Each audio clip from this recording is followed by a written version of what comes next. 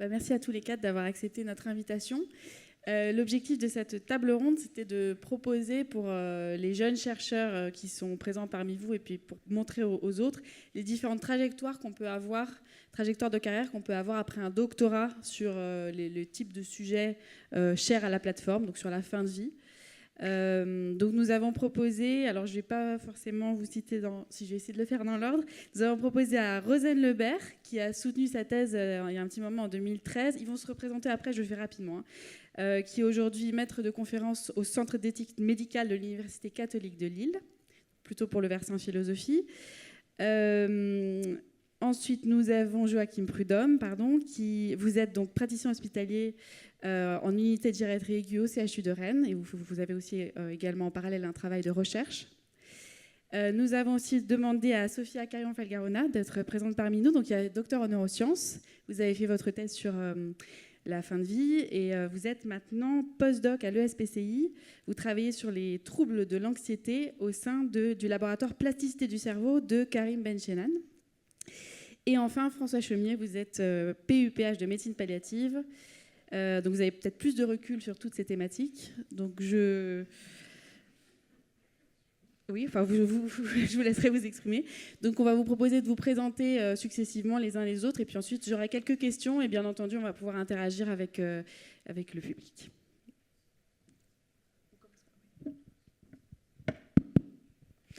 Alors, bonjour à toutes et à tous. Je vais essayer de faire court pour laisser ensuite la parole aux collègues et puis pour être vraiment dans les échanges tels qu'on a pu commencer à en avoir entre nous. Donc moi, effectivement, j'ai soutenu ma thèse de philosophie il y a un petit moment maintenant, puisque c'était en fin 2013, en philosophie, donc sur le sujet de l'expérience du deuil, à l'époque à l'Université de Lille, donc dans le labo STL, et puis et en même temps en étant assistante doctorante à l'Institut catholique de Lille, donc c'était un petit peu particulier, mais comme montage, on va dire. Mais suite à l'obtention de ma thèse, j'ai été donc nommée maîtresse de conférence au Centre d'éthique médicale de l'Institut catholique de Lille, qui fait partie du coup d'un laboratoire qui s'appelle Ethics et qui regroupe beaucoup de chercheurs qui se rassemblent autour du sujet de l'éthique, mais dans différents domaines. Et un petit peu la singularité de mon activité, c'est que j'ai une activité du coup de recherche, de formation et d'intervention en éthique. Et peut-être qu'on y reviendra par la suite. Bonjour à toutes et à tous. Joachim Prudhomme, je suis gériatre de formation. J'ai fait ma fac de médecine à Rennes. J'ai fait en parallèle de mes études un Master 1, Master 2 de santé publique, mais pas le parcours sciences quanti traditionnel. J'ai fait un parcours sciences sociales et management, puis promotion de la santé et prévention. Après, j'ai eu un poste d'accueil INSERM pour écrire une thèse d'université en santé publique sur les questions de détection numérique de fragilité dans le grand âge à domicile, mais pas sur une version algorithmique, plutôt sur une version les enjeux, pourquoi des objets connectés, qui les vend, qui c'est qui dit que c'est super, etc. Et autour de l'acceptabilité de ces objets connectés. Et donc depuis mai 2024, je suis mi-temps. Donc j'ai fait 4 ans de clinica en gériatrie aiguë. Et depuis mai 2024, je suis mi-temps clinicien en unité de gériatrie aiguë au CHU de Rennes. Et je suis mi-temps postdoc à l'Institut national des études démographiques sur un projet ANR qui regroupe l'INED, le HESP, le HESS et des collègues de Kyoto, Hambourg, la London School of Economics et Montréal, sur comment est-ce que les États accompagnent la perte d'autonomie dans le grand âge et chez les sujets jeunes. C'est une comparaison France, Royaume-Uni, si je le fais dans un ordre, Canada, Japon, Allemagne, en faisant un tour complet. Voilà, enchanté. Alors, enchantée. Donc moi, c'est Sofia Carion-Falgarona. Effectivement, je suis post-doctorante depuis peu à l'ESPCI au sein du laboratoire de Karim Benchenan où je travaille sur la plasticité cérébrale, en tout cas les effets de l'anxiété sur la plasticité cérébrale, notamment sur une structure particulière qui est l'hippocampe. Et j'ai travaillé effectivement sur les processus périmortem lorsque j'ai fait ma thèse que j'ai soutenue il n'y a pas si longtemps que ça, donc en 2024. Et en tant qu'électrophysiologiste, je regardais vraiment précisément l'activité cérébrale en temps réel dans plein de structures cérébrales. Et je me posais la question, en fait, de comprendre tous les aspects de transition, des arrêts d'activité cérébrale, pour vraiment mettre le doigt sur le temps de la mort, en fait, cérébrale. Voilà. J'ai un parcours plutôt classique avec une licence, un master, un doctorat, donc en biologie. Mais je suis un peu touche à tout. Et en parallèle de mon postdoc, du coup, je me suis lancée aussi dans l'auto-entrepreneuriat avec comme question principale le bien-être au sens général.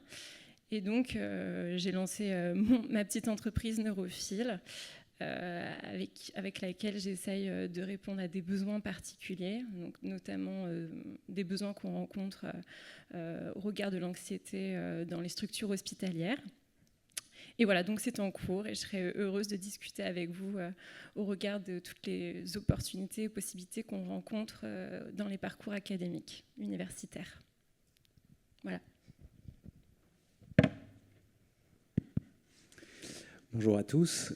Donc moi, effectivement, je suis François Chaumier, je suis PUPH de médecine palliative depuis septembre 2025 à l'université de Tours.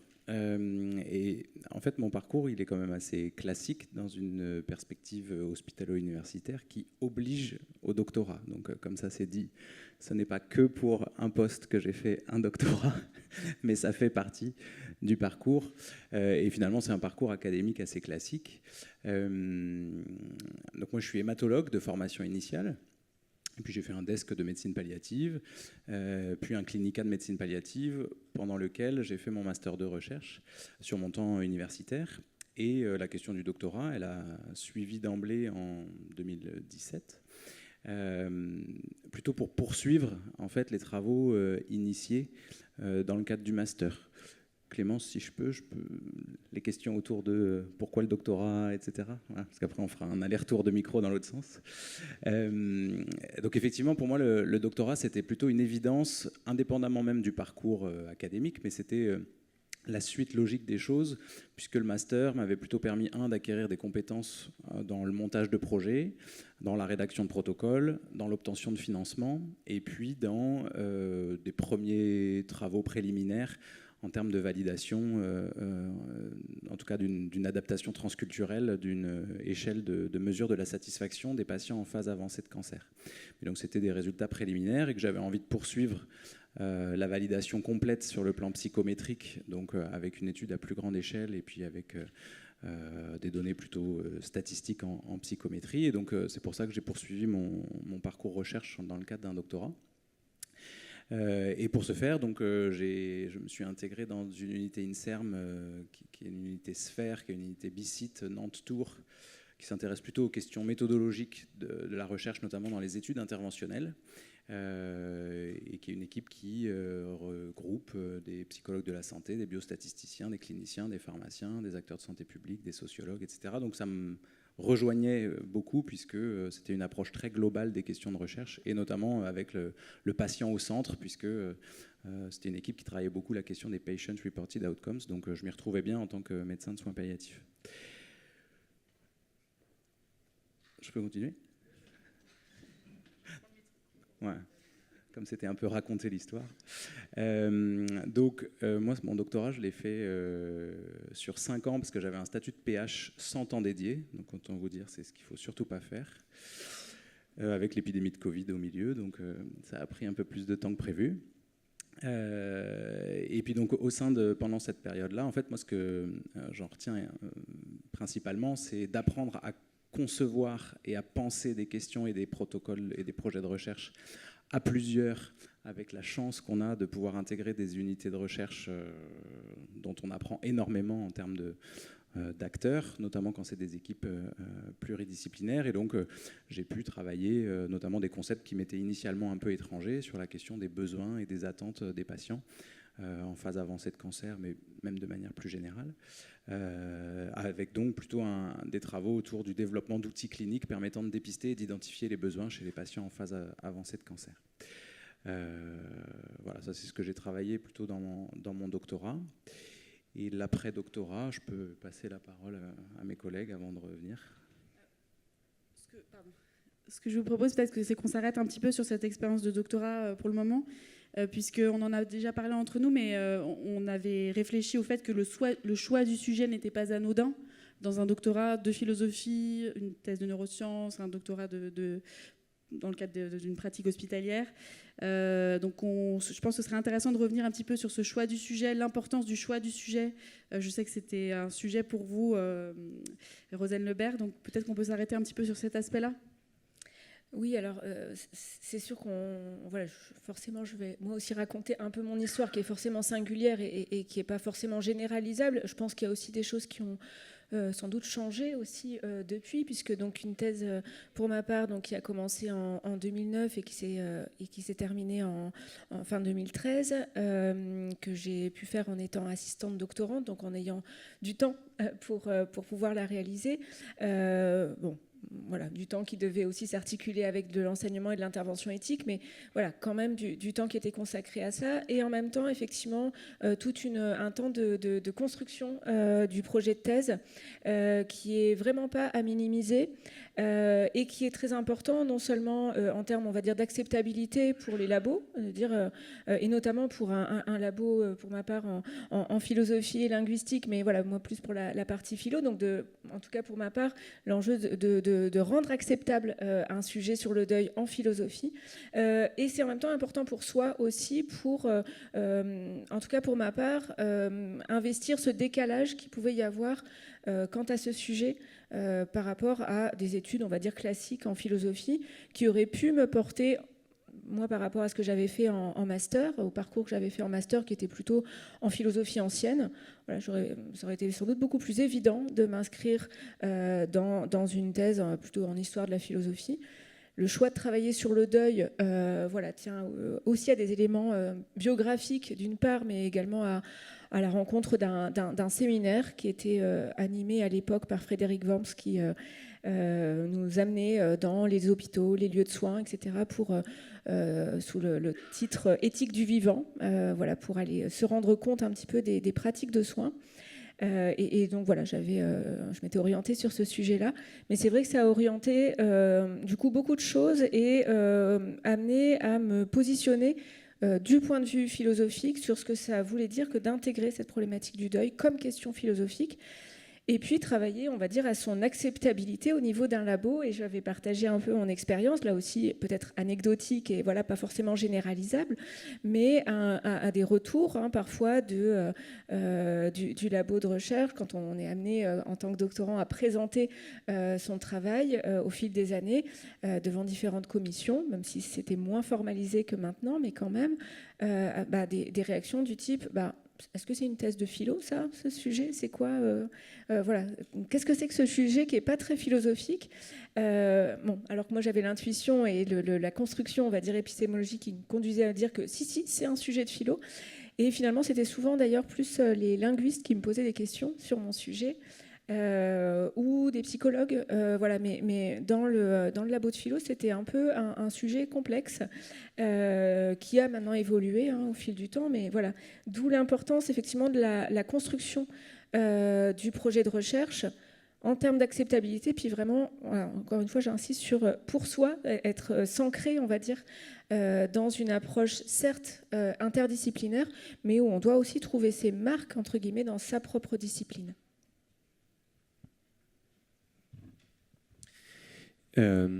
Alors si je me concentre sur ma thèse d'université en santé publique, alors moi donc il y a aussi la question des opportunités, puisque au-delà des appétences, enfin du coup à l'EHESP, ce qu'on dit souvent c'est qu'il y a les 3 A, il y a les appétences, il y a les affinités, avec qui on va travailler, et puis il y a les agendas, faut que ça converge.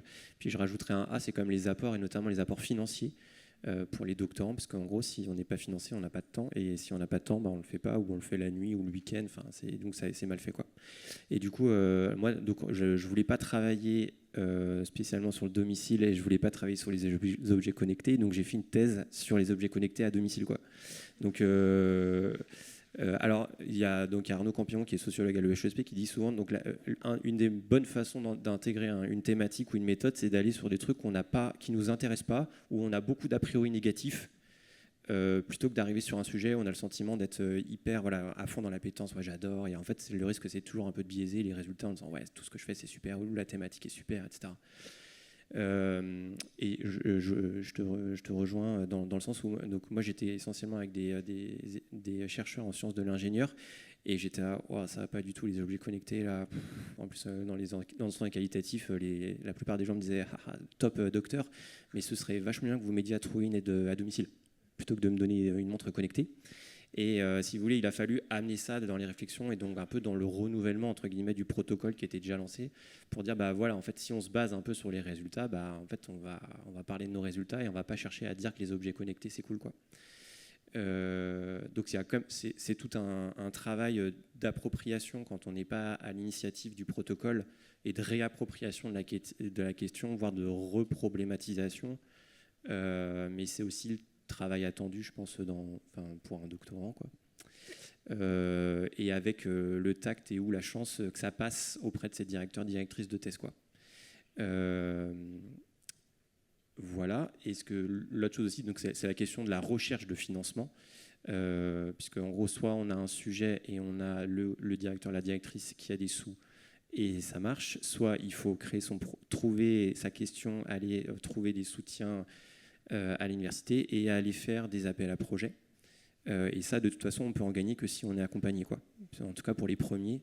Bon, j'ai eu d'autres bourses, mais c'est parce que pendant ma thèse, j'ai passé beaucoup de temps à chercher des bourses pour boucler mon budget. Donc, je pense que j'ai répondu à 6-7 appels à projets à chaque fois que des thématiques plus ou moins dans le scope. Donc, il a fallu tout le temps refaire les questions pour retrouver dans le scope et en disant, bah, tiens, je vais avoir 5 000 € ici et 2 000 € là.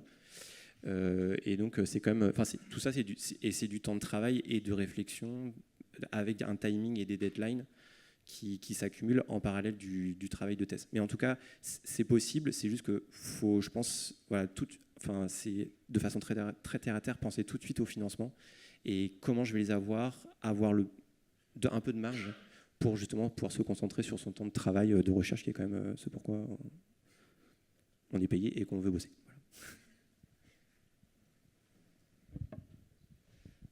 Alors en ce qui me concerne, j'étais beaucoup moins stratégique quand j'ai dû choisir mon sujet de thèse. À vrai dire, c'est venu assez naturellement parce que j'étais un peu curieuse de ce qui se passait dans les services de réanimation.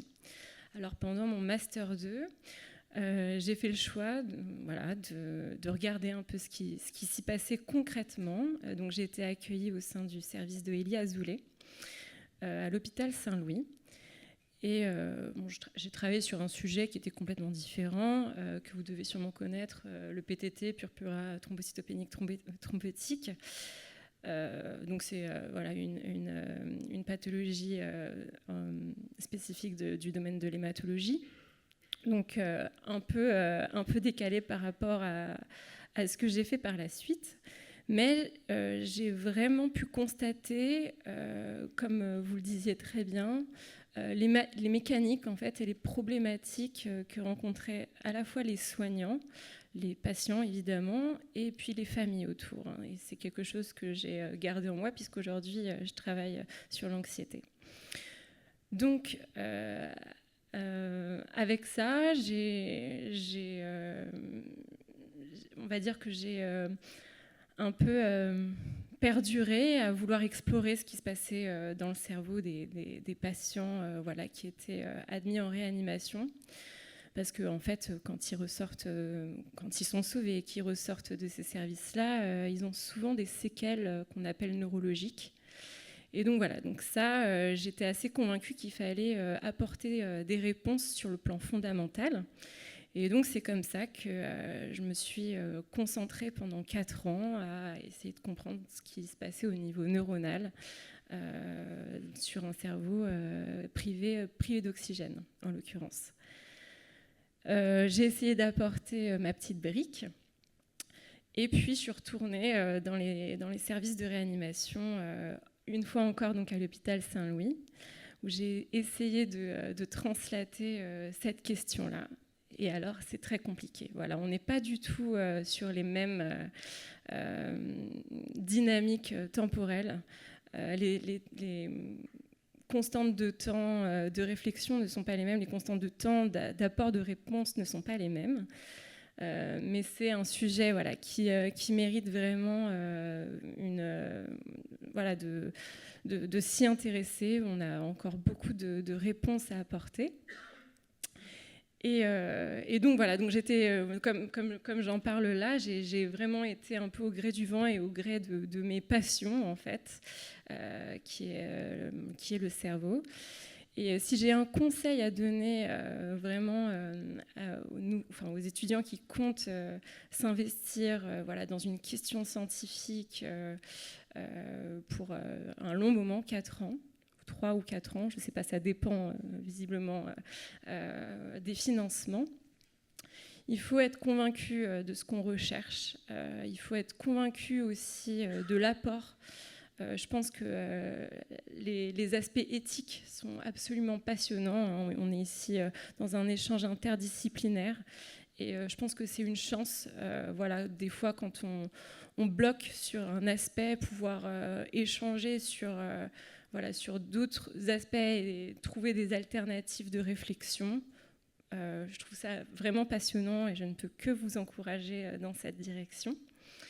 Et puis voilà, et tout ce qui découle après ces questions et ces solutions apportées, ça dépend on va dire, plutôt d'aspects créatifs qu'autre chose. Je pense que l'argent suit quand on est convaincu, on sait convaincre, et je pense que ça devient secondaire après ça. Voilà.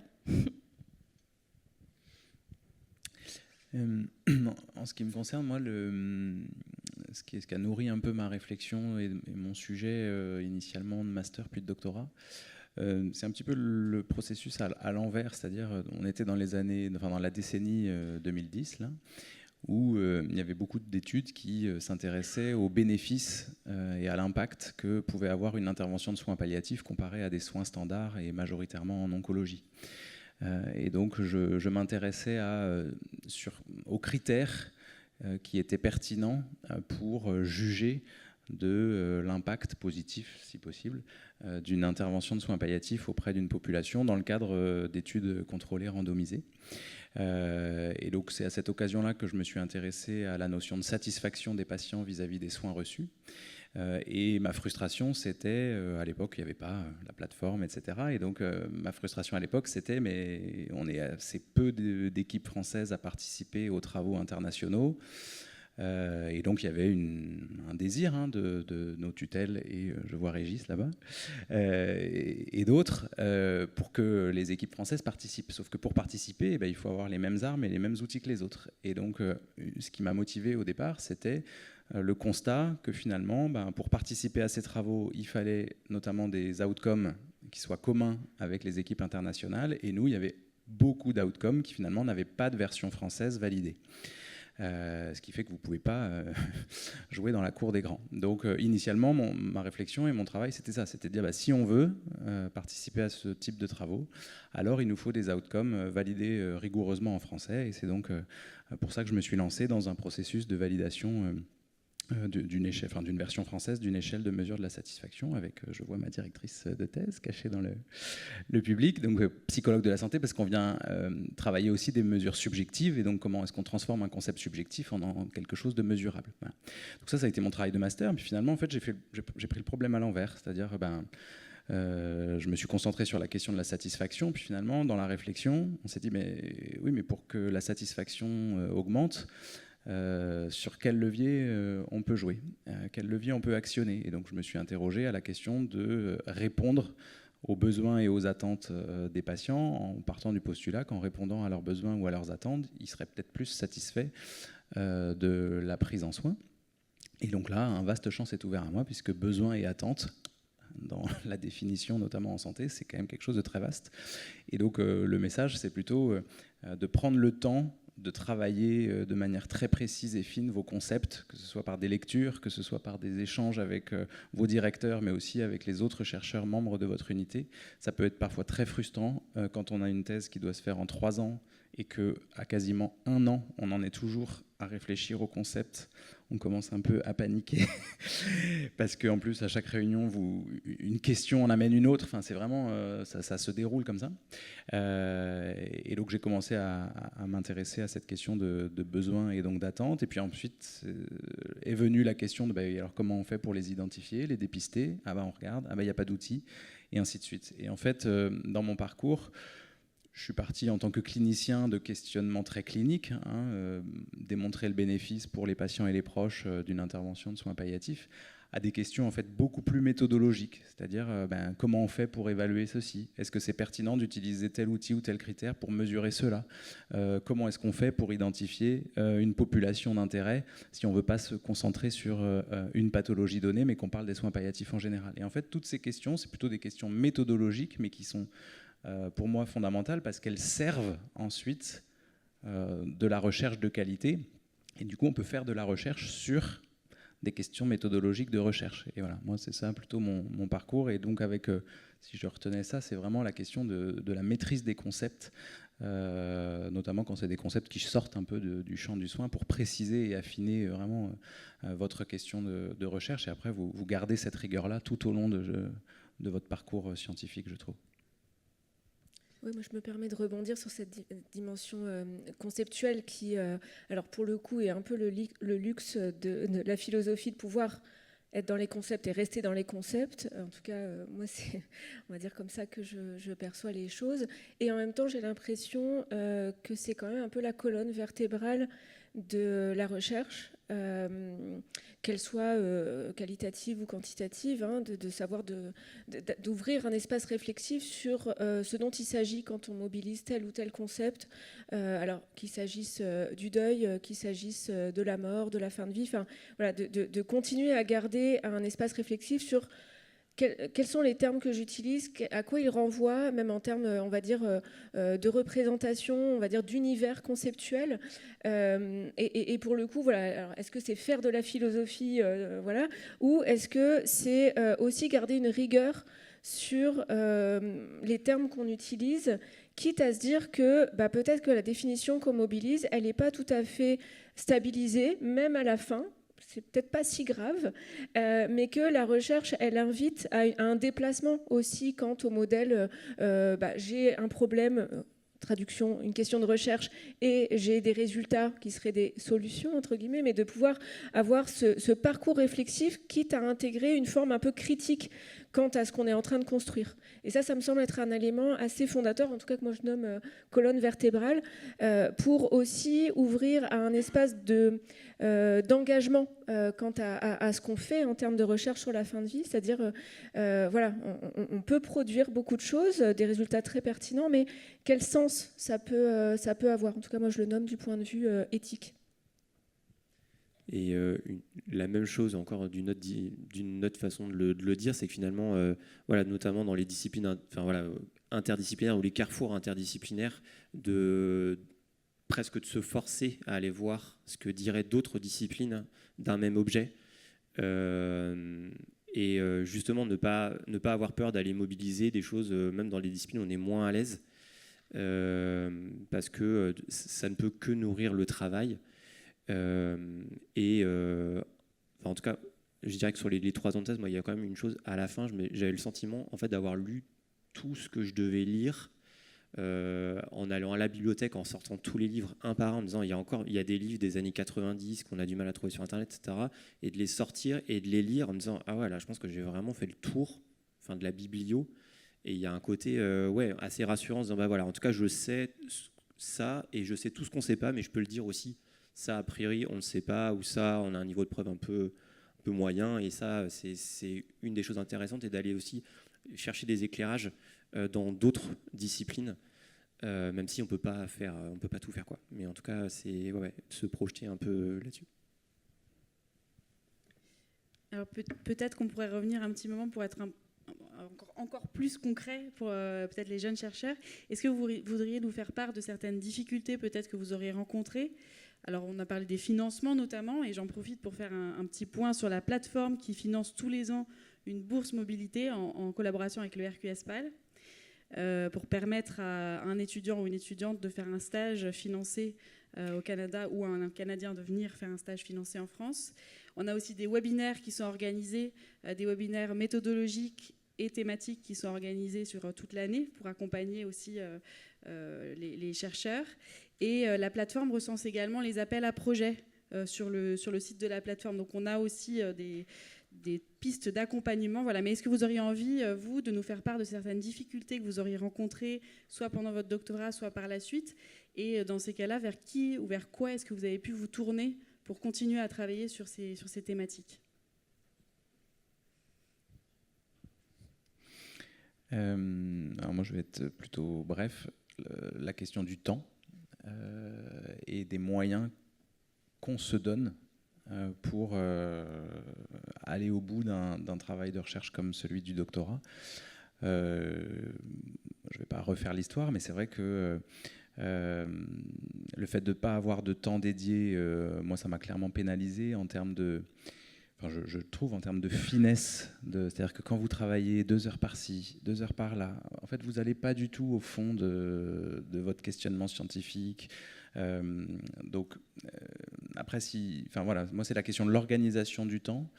Et du coup, c'est un message plutôt, alors peut-être plus aux collègues cliniciens, c'est de ne pas avoir peur d'affirmer une identité de chercheur. C'est-à-dire que si vous êtes doctorant, ça fait partie de vous et vous n'êtes pas clinicien 5 jours sur 5 et doctorant la nuit ou le week-end. Vous êtes en cours de doctorat. Donc soit votre collectif vous suit, vous soutient, ce qu'on souhaite, mais ce qui n'est pas toujours simple. Et même si vous n'avez pas le statut, le ceci, le cela, il faut vous dégager du temps dédié et c'est beaucoup plus efficace d'avoir une journée par semaine totalement dédiée à ça plutôt que d'essayer de trouver des petits bouts de temps et de les scotcher. Mais vraiment, voilà. Et moi, je sais que j'ai eu du mal à assumer que, oui, j'avais une activité de recherche et j'étais PH dans un service qui avait besoin de bras pour tourner. Et donc, forcément, c'est la clinique qui prend le dessus parce qu'il y a des patients, il y a des collègues, etc. Oui, c'est vrai. Mais en même temps, la recherche, elle sert aussi la clinique. Et s'il n'y a pas de gens pour en faire, ça ne peut pas avancer non plus. Donc voilà, un conseil, moi, ce serait plutôt d'organiser son temps au mieux, quel que soit votre statut, et d'oser affirmer que vous êtes doctorant, vous êtes chercheur, et donc vous devez avoir du temps pour ça. Merci. Alors moi, en tant que scientifique pure, j'ai pas eu vraiment ce problème-là. Enfin, on va dire que c'est vraiment une chance, effectivement, de pouvoir se concentrer pleinement pendant un temps défini. Du lundi au dimanche, c'est vrai, compris. Ça demande une vraie implication, ça c'est vrai.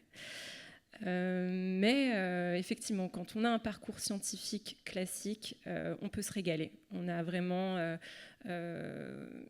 tout un laboratoire à notre disposition, tous les outils nécessaires, des outils qu'on peut aller chercher. On a la possibilité de faire des collaborations. Encore une fois, à partir du moment où on est convaincu et qu'on a les arguments, on peut faire beaucoup de choses. Non, vraiment, à part sa limite personnelle, moi je dirais que oui, j'ai eu des frustrations plus que de freins. C'était des frustrations qui étaient inhérentes en fait à mon sujet. Moi, je travaillais sur un modèle animal. In vivo, donc clairement je mettais des électrodes au sein du cerveau d'animaux et je regardais leur activité cérébrale en temps réel. Voilà, c'est des choses qu'on ne peut pas faire évidemment pour des raisons éthiques chez l'homme, mais voilà, il y avait j'aurais pensé faire imaginer un aspect translationnel plus rapide. Mais comme je le disais, voilà, quand on a conscience, en fait, et c'est pour ça que pour ceux qui sont scientifiques purs, je les encourage aussi d'aller voir ce qui se passe en clinique. En fait, on prend conscience des différentes modalités temporelles, en fait. Il y a vraiment... On n'est vraiment pas sur les mêmes constantes de temps, que ça soit au niveau fondamental VS clinique. Voilà. Mais ça, voilà, c'est inhérent. Il faut s'armer aussi de patience. Il y a des sujets qui sont passionnants, qui peuvent ne pas s'arrêter à une thèse, qui peuvent perdurer. À nous de les transformer. Voilà. C'est tout ce que j'ai à dire. Merci. Alors, je suis sur une analyse hyper organisationnelle, hein, vous avez vu depuis le départ, donc je reste là-dessus. Alors, ce que je dirais, c'est à l'échelle individuelle et collective. À l'échelle individuelle, donc pour éviter le burn-in et le burn-out, il y a plusieurs choses à faire qui sont hyper connues, hein, du style et se forcer à garder des activités extra-universitaires, que ce soit le sport, les arts, une vie sociale, même si forcément c'est très demandant, on est très stressé, on veut tous bien faire, etc. etc. Le deuxième truc, c'est plus au niveau collectif, c'est la relation, enfin, je dirais de façon organisationnelle, c'est aussi la relation et le plan de charge et de travail qu'on va avoir avec son directeur, sa directrice. Alors moi, je suis favorable à ce qu'on fasse un point mensuel, sinon hebdomadaire, même de 30 minutes à 1 heure, pour être sûr de, voilà, moi j'ai fait ça cette semaine, j'ai fait ça ce mois-ci, voilà où j'en suis, qu'est-ce que vous en pensez, ou est-ce qu'il y a un réaiguillage, etc. Plutôt que d'attendre plusieurs semaines, plusieurs mois, et en fait on se rend compte qu'il y a eu des incompréhensions, ah ben non, c'était pas la bonne direction, je t'avais dit de faire ci, je t'avais dit de faire ça. Voilà. Et autre chose aussi de façon organisationnelle, c'est aussi d'essayer assez rapidement de se projeter sur le produit final. Qu'est-ce qui est attendu de moi? Parce que souvent on est sur un triptyque, première partie revue de la littérature, état de l'art, ça a différents noms, première manip, deuxième manip et discussion-conclusion, quoi. Mais des fois c'est pas si clair que ça, et en fait là encore je trouve que finalement se projeter sur un pré-plan, ça permet de se dire voilà, je vais faire ça année 1, année 2, année 3, et plutôt que de je fais un peu de ci, et je fais un peu de ça, et je fais un peu de ça, et à la fin je suis à la bourre, et c'est cafouillis, et je rentre tout dans 2 jours. Voilà, donc je reste sur mon analyse organisationnelle. Et pour ma part, donc je rebondis alors sur moi 2 difficultés pour essayer de répondre à la question. La première était celle de l'isolement et la deuxième, l'accès au terrain. Sur l'isolement, comme je disais tout à l'heure, voilà, quand on vient de la philosophie, c'est pas forcément une évidence. En tout cas, voilà, moi tel que je l'ai vécu et peut-être à ce moment-là et dans le contexte dans lequel j'étais, puisque j'avais du coup dans le labo dans lequel j'étais, les autres collègues doctorants ne travaillaient pas du tout sur des sujets proches du mien. Donc je me sentais très isolée, mais heureusement que j'avais de très bonne discussion très structurante avec mon directeur de thèse. Donc là aussi, très important d'avoir une direction de thèse qui est attentive aussi, alors non seulement à la santé mentale du doctorant, et puis voilà, s'ancrer dans son sujet, rester dans le champ de la philosophie, et puis un soutien, enfin quelque chose qui m'a quand même aidé, on va dire, à sortir de l'isolement, c'est effectivement ce que tu disais tout à l'heure sur le dialogue interdisciplinaire, s'obliger parfois à aller vers d'autres disciplines. Et effectivement, en tout cas pour ma part, en travaillant sur le sujet du deuil, c'était impossible de passer à côté du travail avec les psychologues, avec les juristes aussi, puisque je me suis intéressée dans toute une partie de ma thèse à la question de la présence, on va dire, du deuil dans les processus décisionnels en contexte de réanimation. Et donc de voir, voilà, à l'ère de la loi Claes-Leonetti, il faut bien la connaître et il faut la comprendre. Et donc d'aller demander à des collègues, ça veut dire quoi, tel terme, voilà, de vraiment décortiquer, on va dire, le vocabulaire de chaque discipline, même si effectivement ça nous ouvre à aussi beaucoup d'humilité, de se dire en fait je peux pas résumer 5 ans d'études au moins à quelques questions, donc j'essaye d'apprendre et de m'enrichir de ça, et puis de pouvoir faire naître aussi de nouvelles questions. Et puis le rapport au terrain, effectivement, là aussi, quand on est philosophe, on est formé, je le dis avec mes mots, mais à lire, écrire et un petit peu parler. Mais par contre, voilà, on n'a pas de clinique par définition. Et une des chances, on va dire, dans le contexte dans lequel je me suis retrouvée, donc au centre d'éthique médicale, c'est d'avoir de l'intervention en éthique et donc d'aller sur les terrains de soins, d'accompagner mes collègues à l'époque plus âgés pour voir comment ils faisaient pour faire de l'éthique, et donc d'avoir aussi ces contacts-là avec les soignants, de s'acculturer à leur façon de s'exprimer, de présenter les choses, de problématiser aussi, et donc petit à petit de prendre connaissance avec des terrains, avec ce qui a pu devenir ensuite des terrains, et donc le fait aussi de, non seulement par de l'intervention en éthique, mais aussi faire de l'observation, d'avoir cette capacité-là. Alors, je n'aurais absolument pas la prétention de dire que j'ai pu faire de l'observation participante, puisque je ne suis pas sociologue de formation, et voilà, je ne suis pas rentrée sur ces approches méthodologiques-là, mais d'aller faire de l'observation et de se laisser déstabiliser aussi par le rapport au terrain, pouvoir vraiment s'ancrer dans ces terrains-là. Donc voilà, ça a été un peu ma façon de me sortir, on va dire, de ces impasses ou de ces difficultés à l'époque. Alors peut-être avant de laisser la parole au public, éventuellement pour des questions ou des réactions, on va peut-être parler un petit peu de l'après-doctorat, de ce que vous avez fait après votre doctorat, depuis votre soutenance, et de ce que vous faites aujourd'hui aussi. On avait envie de vous laisser du temps aussi pour présenter vos recherches actuellement, peut-être expliquer un petit peu comment vous travaillez, peut-être pour avoir des possibilités d'échange, de dialogue avec des membres du public. Là, on a deux générations, on va dire. Alors, après le doctorat, déjà, il faut s'en remettre. Il faut essayer de... Voilà, dire, parce que c'est quand même un cheminement personnel aussi. C'est non seulement des objectifs, un calendrier. C'est vrai, sur l'aspect organisationnel, faut y penser, même si effectivement, quand on est dedans, on se dit « Ah ouais, mince, il y a des choses que j'aurais dû anticiper en termes de programme, etc. » Et qu'effectivement, quand même, à la fin, on se retrouve toujours un tout petit peu submergé quand même. Et c'est de la période de l'après qui permet aussi de poser, de penser aux publications, à là ou aux publications, et de se dire, pour moi la question significative, c'est qu'est-ce que j'ai envie d'apporter avec ça, avec ce que j'ai essayé de faire, sous des formats peut-être un petit peu différents à la communauté scientifique ou aux communautés scientifiques, et puis peut-être à un grand public, qu'est-ce que j'ai envie d'apporter.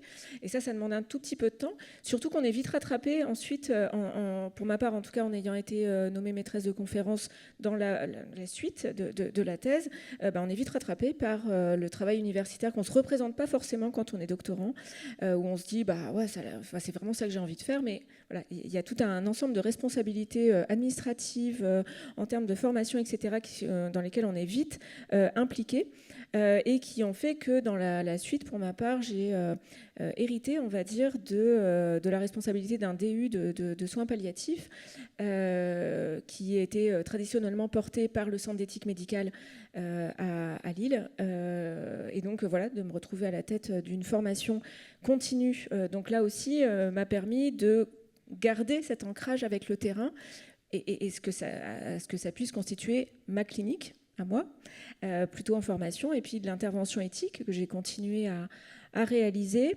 Ce qui m'a fait aussi toutes ces expériences d'être plongée dans le métier d'enseignant-chercheur avec la partie enseignement, donc principalement pour ma part en médecine, en santé en général, donc soins infirmiers, kinés, cadres de santé, etc. Et puis la formation continue m'ont amené à faire évoluer mes objets de recherche, donc en gardant la problématique du deuil, mais en ouvrant aussi aux enjeux, qui était toute une partie de ma thèse sur les enjeux narratifs de l'expérience de souffrance, et donc en amenant à la question des enjeux narratifs de la maladie grave, en particulier du cancer. Et puis dans ce qui se travaillait donc dans le DU de soins palliatifs, puis dans le DIU de soins palliatifs, la question du développement des soins palliatifs dans le contexte français, qui m'a placée peut-être un petit peu en posture d'observation, on va dire, d'un certain nombre de tendances. Donc c'est un petit peu ce que j'ai essayé de faire ces dernières années, en faisant bouger à la fois mes pratiques en pédagogie et puis en recherche, et encore une fois, intervention en éthique, les trois fonctionnant un petit peu ensemble. Et puis, dernière casquette qui s'est rajoutée depuis presque 2 ans maintenant, la rédaction en chef de la revue Médecine palliative, puisque j'aime lire.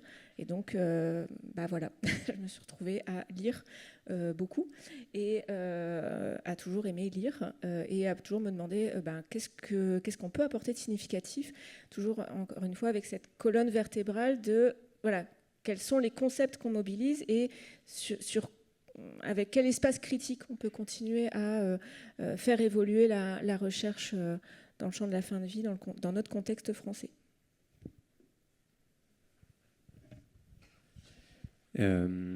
Donc ce que je dirais, c'est que ma thèse, elle m'a permis d'explorer des thématiques qui a priori ne m'intéressaient pas, et vraiment je me suis passionné pour le sujet, parce qu'en fait j'ai encore une fois, avec la reproblématisation, en fait ça m'a permis de réinvestir les questions sur le fond, mais aussi sur la forme d'un point de vue méthodologique.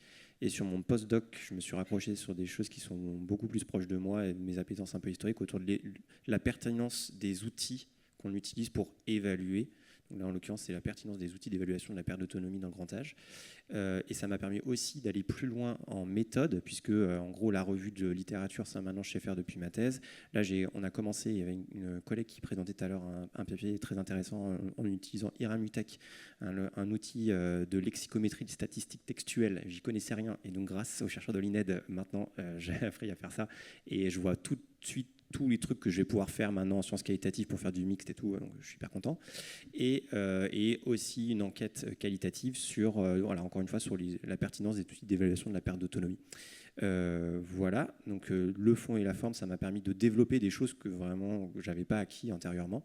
Et pour la suite, je l'espère, c'est être nommé maître de conf en gériatrie à l'université et au CHU de Rennes. Mais ça, on aura peut-être l'occasion d'en reparler sur un prochain congrès. Voilà. Alors, en ce qui me concerne, donc comme j'ai soutenu ma thèse en juillet 2024, effectivement, il m'a fallu quelques mois pour m'en remettre. C'était quand même très intense toute cette période, bien que passionnante. Et en fait, j'ai repris ces questionnements donc, dans les services de réanimation, donc, comme je vous en parlais tout à l'heure. Et j'ai mieux cerné en fait, ce syndrome de PICS, où en fait, comme je vous le disais, les patients ressortent souvent avec des séquelles notamment neurologiques. Et en prenant conscience également de la dimension familiale, en fait, de la souffrance familiale, enfin des proches en tout cas qui accompagnent ces patients-là, j'ai vraiment été interpellée par la dimension du bien-être. Et donc c'est pour ça aussi que j'ai voulu m'activer de mon côté en développant du neurofeedback en auto-entrepreneur avec mon entreprise Neurophile. Et à côté de ça, en fait, au sein donc, de l'ESPCI, je me suis donc associée avec Karim Benchenan, donc, qui est un grand spécialiste de l'activité de l'hippocampe, puisque déjà, je m'intéressais durant ma thèse sur cette structure particulière qui a vraiment des activités très, très, très singulières, en fait, quand elle est privée d'oxygène. Donc déjà, il y avait ce point que je voulais élucider, du moins en partie, donc j'étais encore portée par ces questionnements pour aller toujours plus loin. Et à côté de ça, en fait, ensemble, on s'associe donc avec des psychiatres de l'hôpital Sainte-Anne pour mieux comprendre en fait l'implication de l'activité de l'hippocampe dans les syndromes de dépression sévère pharmacorésistante. Donc voilà, donc il y a beaucoup de choses qui convergent. Voilà, c'est un peu à la carte et on compose avec ce qu'on a. Moi, je suis assez satisfaite de cette après-thèse. Et puis bon, il y a quand même cette liberté aussi dont je n'avais absolument pas conscience quand j'étais en thèse. Quand on est en thèse, on est un peu dans son tunnel, on pense qu'à ces questions scientifiques, et en fait, on a toutes les possibilités du monde qui s'ouvrent à nous. J'aurais jamais pensé ouvrir une entreprise après ça. Donc, on a vraiment toutes ces possibilités-là. Et voilà, moi, je vous invite à regarder tout ce qu'on peut faire après sa thèse, notamment sur les aspects translationnels. Ça, c'est vraiment trop chouette de pouvoir justement partir du fondamental vers vraiment des choses très concrètes, très appliquées, avec des conséquences sociétales, des fois. Voilà.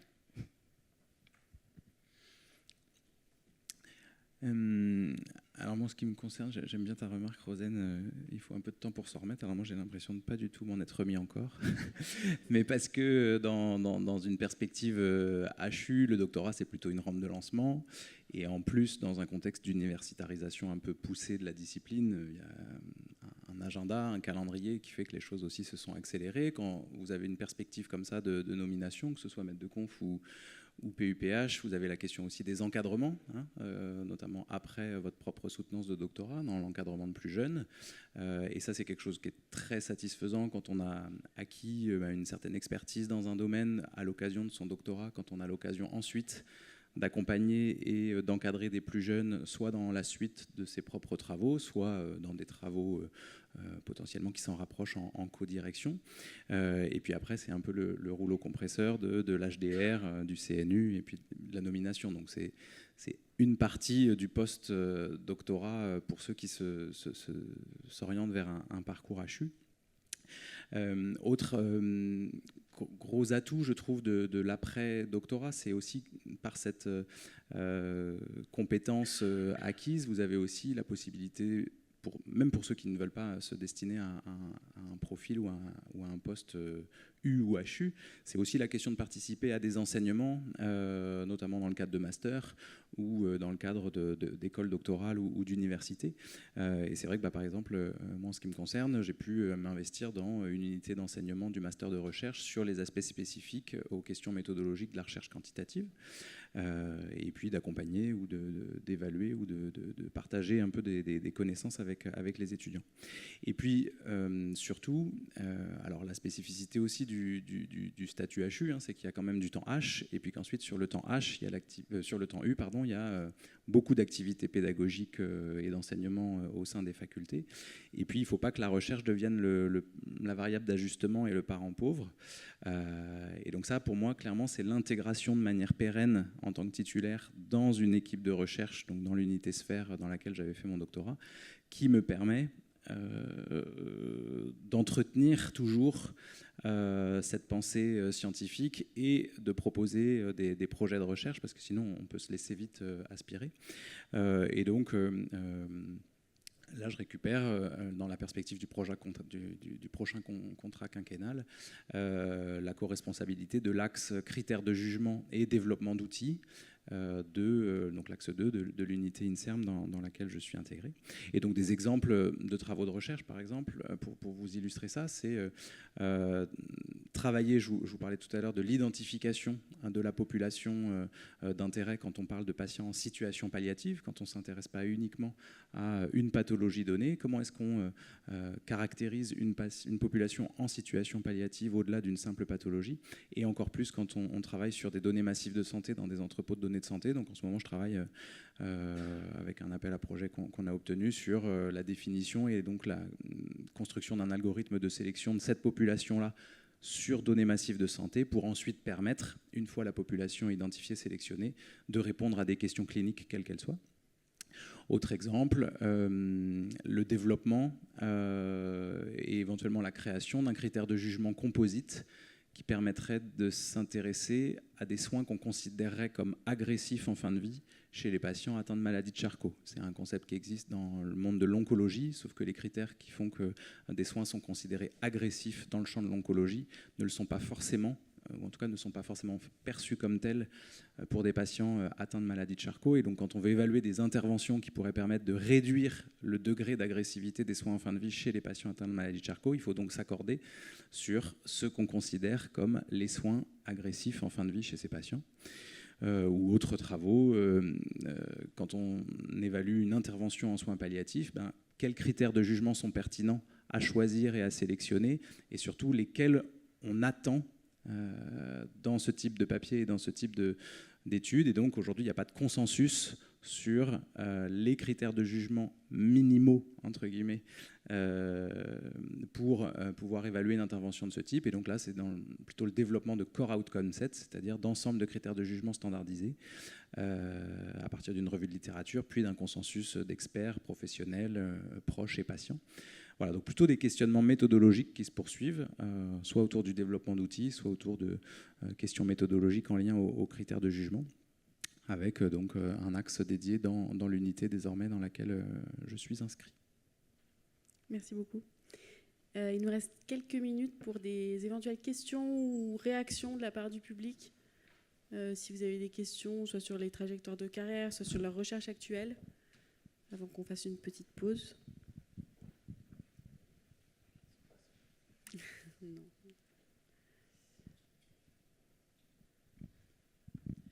Merci beaucoup. Moi, je voudrais une question sur l'interdisciplinarité, parce que forcément, chacun est ancré dans sa discipline. Mais ce qu'on a vu, c'est que vous aviez tous fait aussi des pas de côté pour l'interdisciplinarité. on sait que quand même dans les logiques universitaires, c'est pas simple.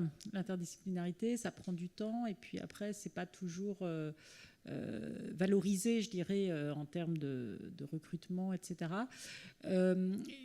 Finalement, vous, alors, cette interdisciplinarité, est-ce que vous trouvez que, enfin, au niveau du jeune chercheur, ça a quand même du sens et qu'il faut s'y impliquer, ou est-ce que c'est risqué et un coût trop élevé, je dirais?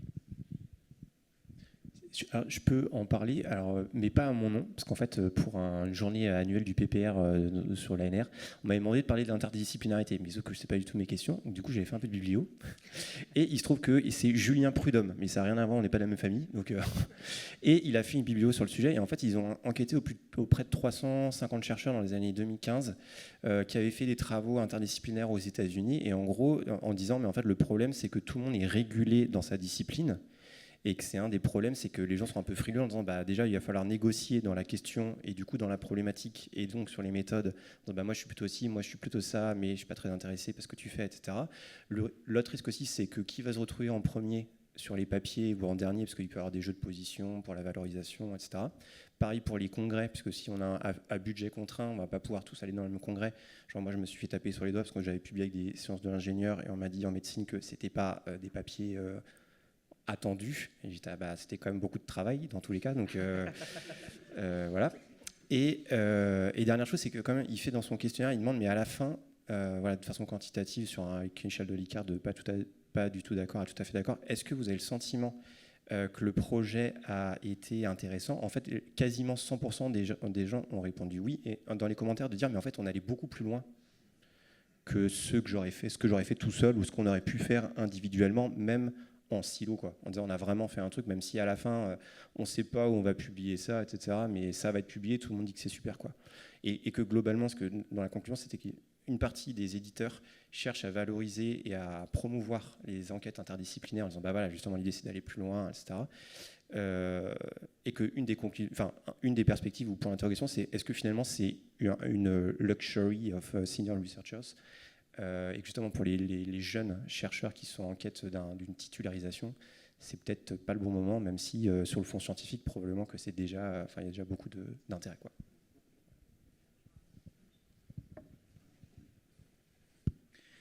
J'ajouterais que, alors en plus pour une journée aussi en lien avec les soins palliatifs notamment, on a quand même ce mot-là à la bouche, hein, interdisciplinarité, mais je crois qu'en tout cas dans le champ de la recherche, il ne faut pas que ce soit une caution. C'est-à-dire, si c'est mettre des acteurs de sciences humaines saupoudrés dans un projet de recherche plutôt médico-technique, ou une petite caution de docteur ou d'infirmière dans un projet très orienté SHS, alors oui, c'est toujours un petit plus.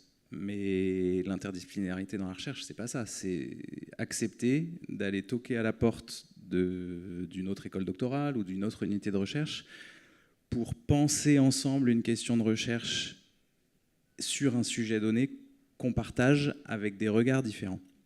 Et je pense en tout cas dans notre champ, la question de la sociologie, la question de la psychologie, la question parfois de l'anthropologie. Voilà, et c'est pas simple, encore plus pour des docteurs qui ont tout le temps l'habitude de driver un peu le machin. Non, mais en vrai, c'est pas simple d'accepter que notre question de recherche, c'est pas notre objet que à nous, ou en tout cas notre thématique de recherche, c'est pas notre objet à nous, et que c'est nous qui avons la bonne manière d'appréhender la question. Voilà, et donc je pense que vraiment la question de l'interdisciplinarité dans la recherche, c'est vraiment une réelle ouverture à condition. Voilà, que ça soit de la co-construction et pas juste une caution, quoi. Parce que c'est le risque, je pense. Oui, c'est vrai que souvent ça pose la question du pourquoi l'interdisciplinarité, et c'est vrai que c'est à ce moment-là, quand on se pose peut-être moins la question du pourquoi, qu'on se laisse dépasser, on va dire, parce que tu nommais sur l'aspect publication, l'aspect qui met le nom en premier, un gros sujet de débat / conflit, ou juste différence de point de vue parce qu'on ne connaît pas, c'est les fameux points SIGAPS qui sont un enjeu hyper important pour les médecins, qui ne le sont pas du tout pour les sciences humaines, qui ne le sont pas forcément pour les éditeurs non plus. Pour les maisons d'édition, c'est un sujet très franco-français, le sujet des points SIGAPS. Donc c'est pas forcément leur sujet. Mais du coup, il y a parfois des incompréhensions, des aspects parfois non dits, justement, dans cette mise en œuvre de l'interdisciplinarité, qui, quand on ne met pas les choses sur la table, peuvent rendre justement les projets peut-être un petit peu, pas artificiels, mais en tout cas où on sent le montage, en fait, et où ça peut être intéressant stratégiquement parlant, mais peut-être moins sur le fond. Enfin, je suis un peu peut-être brute, mais... Mais voilà, je pense qu'après, on s'y retrouve moins aussi quand on est dans ce genre de configuration. C'est là où on risque d'être un petit peu affaibli, on va dire, du point de vue de sa discipline et de son ancrage disciplinaire. Qu'est-ce que moi, j'y retrouve du point de vue de ma discipline? En quoi ça m'aide justement à aller plus loin aussi et à potentialiser, on va dire, les questions que je n'aurais pas pu faire seule, quoi. Et puis, pour compléter et répondre à cette question, moi, j'ai le sentiment quand même que les instances universitaires prennent conscience de l'importance de cette interdisciplinarité. Je ne sais pas ce qu'il en était il y a 10 ans. Peut-être que c'était moins considéré. En tout cas, aujourd'hui, par exemple, à l'ESPCI, donc moi, j'enseigne là-bas aussi maintenant en tant que postdoc. On a des modules entiers qui considèrent les sciences et les questions scientifiques de manière interdisciplinaire. Pardon. On fait interagir des étudiants de profils différents. C'est comme ça d'ailleurs qu'on les recrute. Et ils doivent déjà travailler entre eux avec à leur niveau, avec leur expertise différente. Et c'est très enrichissant. Donc il y a vraiment une valeur maintenant à ajouter et vraiment considérée dès le plus tôt maintenant dans les parcours académiques. Et je pense que c'est une très bonne nouvelle. Voilà. C'est vrai qu'il y a de plus en plus de labos de recherche qui sont interdisciplinaires. En tout cas, nous, c'est le cas à ETHIX, même si c'est un défi un peu au quotidien, quand même. Et puis des écoles doctorales qui sont aussi ouvertes à l'interdisciplinarité, même si là aussi ça reste un défi. Mais je vois pour nous, donc ETHIX est rattaché à l'école doctorale de l'UPHF de Valenciennes, du coup, qui est une école doctorale interdisciplinaire. Alors voilà, c'est sûr que c'est parfois un défi, mais c'est là où on peut aussi avoir des doctorants qui ont des doctorats qui sont sur plusieurs disciplines. Encore une fois, ça ne veut pas dire que c'est la bonne ou meilleure solution, mais c'est peut-être une piste aussi pour permettre justement ces parcours interdisciplinaires, sans perdre en rigueur dans sa discipline. Merci beaucoup à tous les quatre.